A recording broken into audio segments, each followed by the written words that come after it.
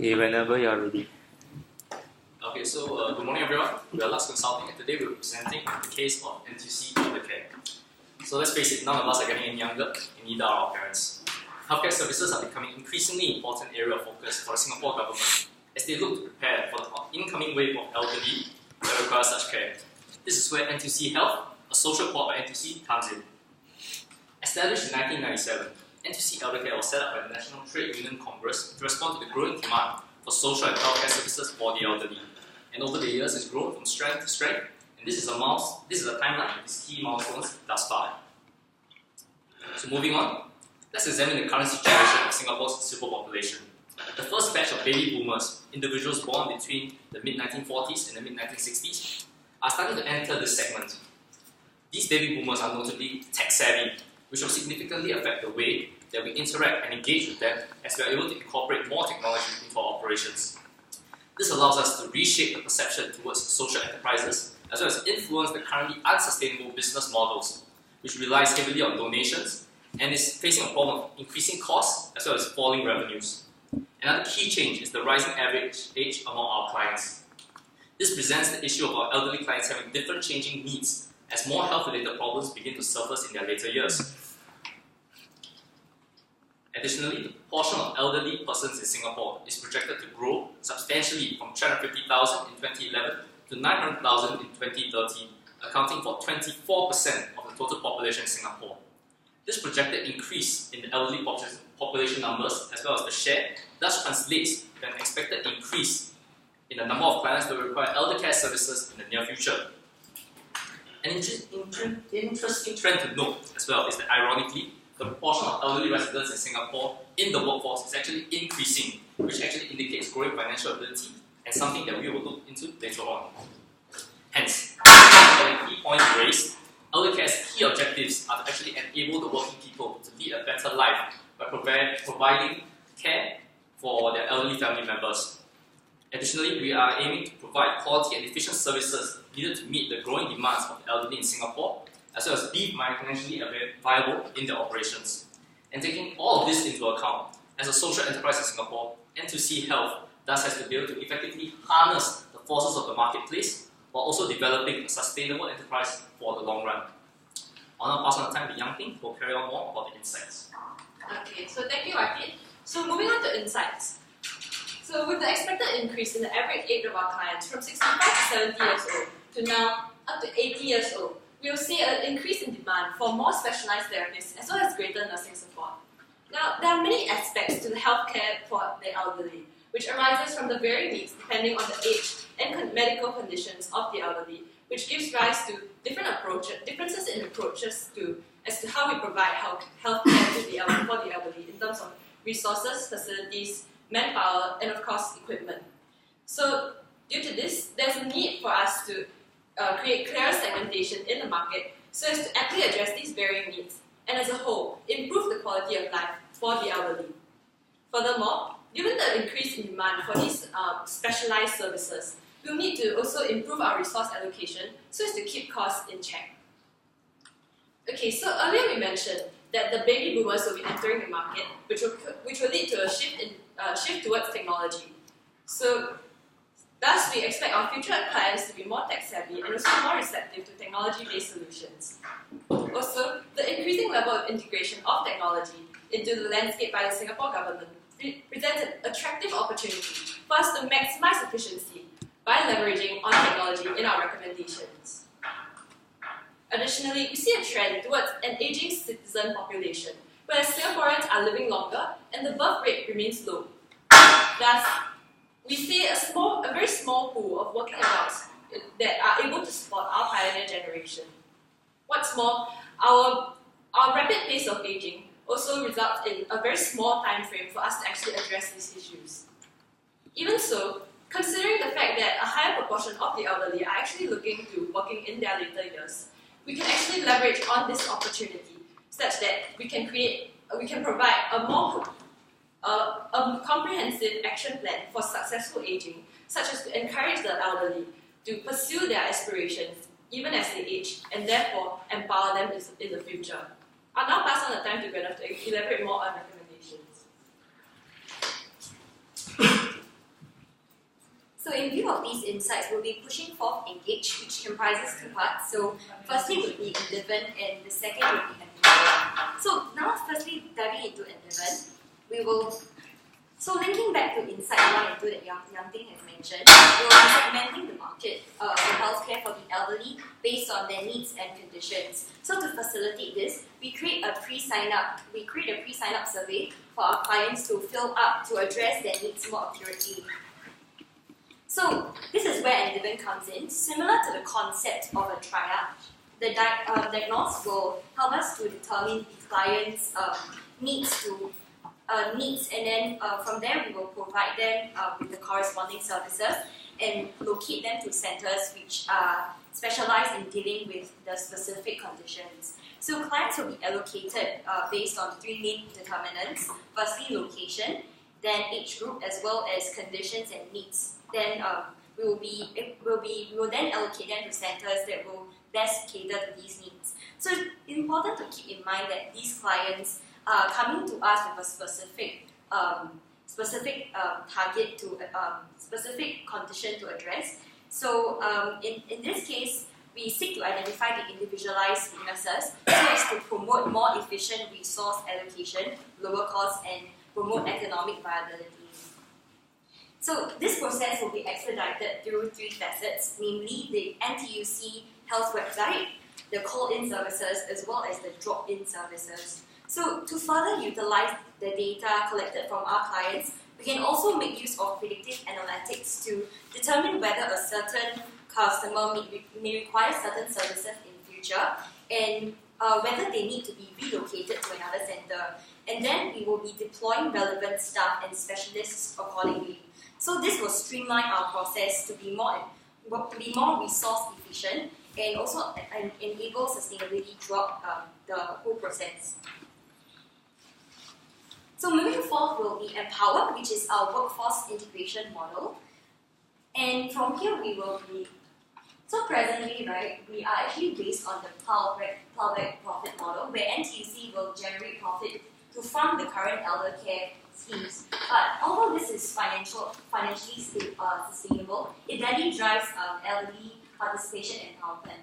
So we are presenting this, we are thinking of this restructuring program where we introduce the work integration model to provide skills training and opportunities to encourage greater self-sufficiency amongst the elderly, and this will increase organizational revenue while promoting social interaction and employment amongst the elderly.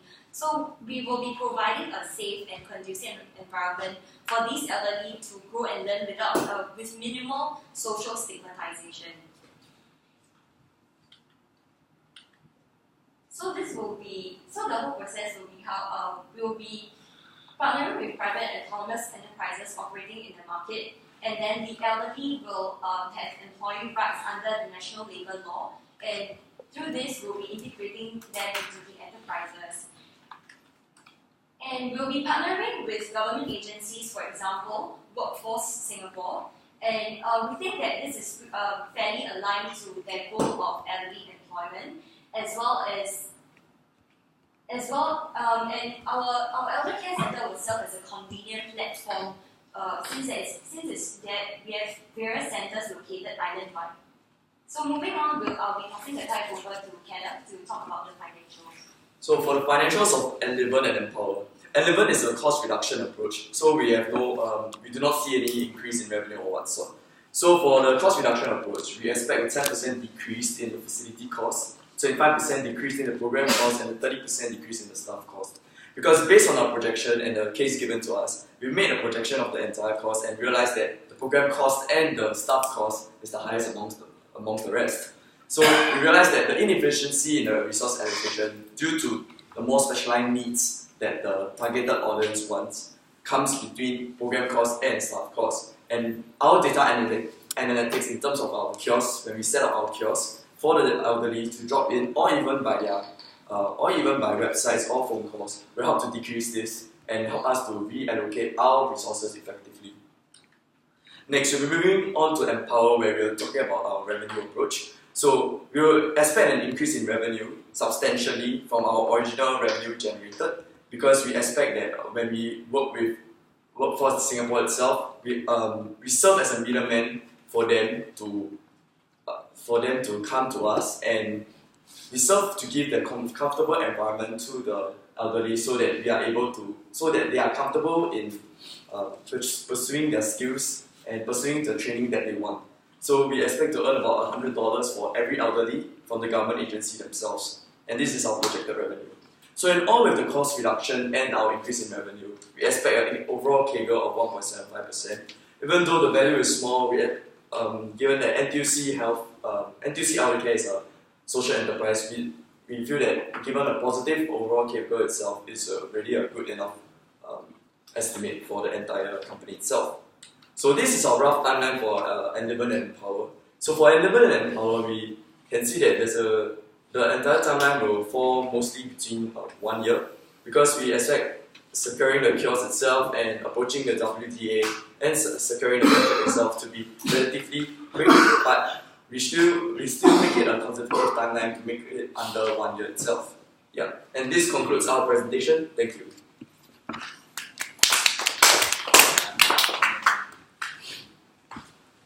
I've got a question for the last presenter. What's your name? I'm sorry. Hi, I'm Kevin.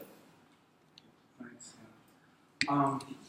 Why did you select as a metric compound annual growth rate? What are the alternative metrics, and why did you pick that one? So the compounded annual growth rate was the one that we see for our profits, because we realized we are approaching the entire, our recommendations are approaching it from a cost-based and a revenue-based kind of approach. So it won't be, and if you were to give an overall analysis to our client, which is NTUC Eldercare, it will not be appropriate to give them two different kind of value itself. So decide to come out with the net profits and form the CAGR from there. Why is it not appropriate to give them two metrics? Sorry. Why would you say that it's not appropriate to give them two metrics? Why would you say that? Because I feel that if we were to give them two metrics, it will look as if like our ideas are very disparate and separated. It's more like, okay, maybe you can implement REC 1 and not implement the other REC, if you were to do it in two metrics itself. So we feel that it's more important for us to give them overall standing on this entire package so that they can implement both at one shot. Thank you. Yeah, thank you very much. So would you say that your REC 1 and your REC 2 cannot exist without each other? I would say that they can exist with each other, but it will be best because if they are able to come together, because they are able to complement each other, and then you create additional synergies to help decrease the costs. Okay, I have a question for the first recommendation.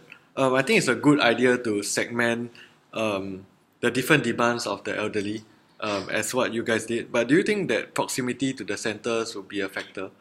Like, in a sense, sometimes they have different daycare center, like a daycare center in that neighborhood, so that it's nearby for the elderly to get there.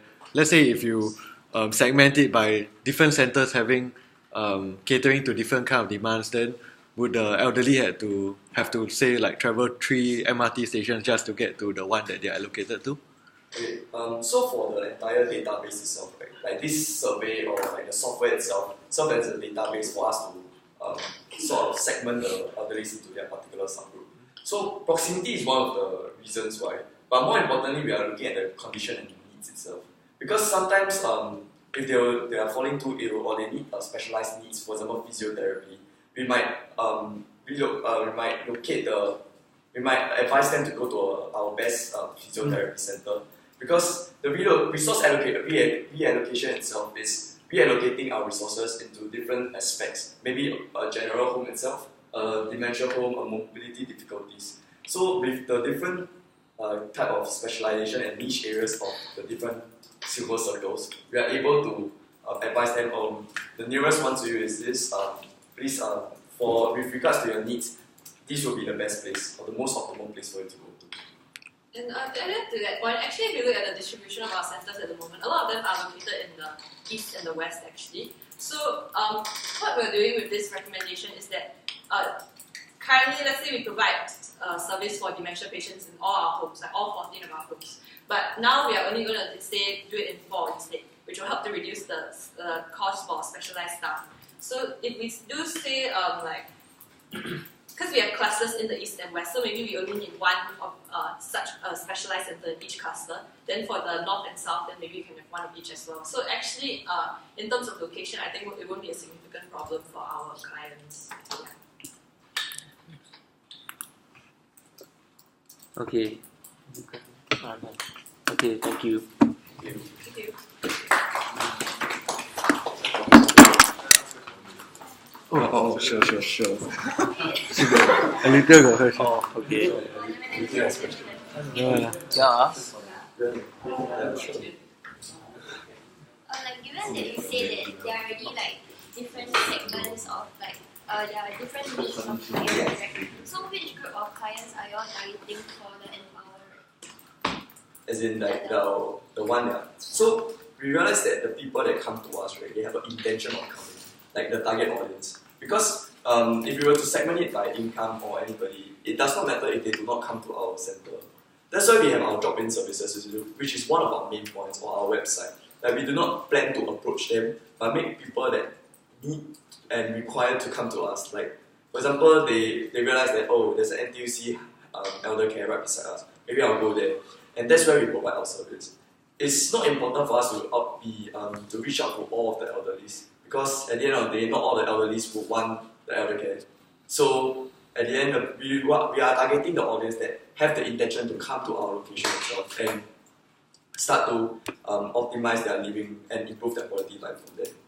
And I just want to add on, we kept in mind that because actually our services are more to complement as a complementary to existing government policies. For example, currently there's like the Council for the Aged, and WDA, they have been rolling out a lot of these programs for elderly. So like all these programs where like more specialized attention is needed, right, will come to us. So it's like more of like funneling, like we are more like nation that we.